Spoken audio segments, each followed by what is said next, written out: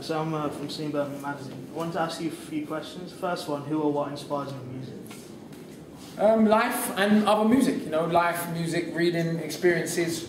So particular people, you know, Bob Marley, Wu-Tang, Public Enemy, Jimi Hendrix, John Lennon, these kind of people. And I've been lucky enough to travel and see a lot of the world, and that's really been a big part of the way I kind of view music now. So you've been everywhere in the world. Well, not everywhere, but I've been to lots of places.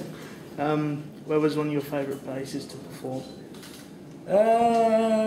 Vietnam. I performed in Vietnam in 2006. That was amazing. Sudan. I did a performance at the Sudanese National Museum in Khartoum, and I'm really into kind of ancient African history. So performing at that museum near the monuments and all that sort of stuff was amazing. So obviously you spend a lot of time on the stage, but do you prefer the stage or the studio? I think the stage just about edges it. The studio is amazing because it's the process, isn't it? It's like the creative process, but the stage is where you get to share that creative process with the world. So I think the stage just about edges it. What do you make personally of the hip-hop scene in the UK compared to America? Is it going in a positive direction? I don't know if we need to always compare things to America. America's America, Britain's Britain.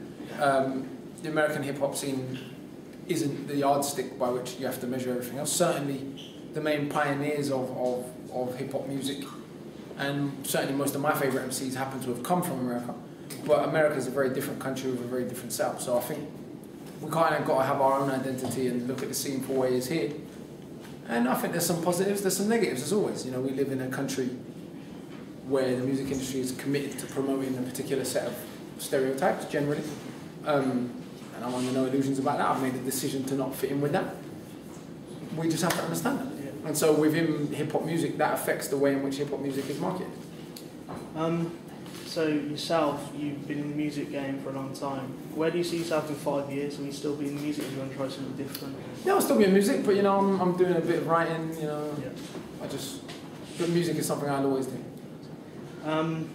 You've travelled to Birmingham before. Mm-hmm. What's your one favourite thing about Birmingham? I don't think I've got one favourite thing about Birmingham, but I do like the food. There's a lot of great kind of West Indian shops here, particularly that I've spent a lot of time at, and so yeah. Last question, if you could pick one artist, past or present, to collaborate with, who would it be and why? Bob Marley. I just think that his music, more than any other that I've personally listened to, sort of encompasses the human condition, and the sound of it is so warm. Someone said reggae music is like central heating for the soul, and I think that's real.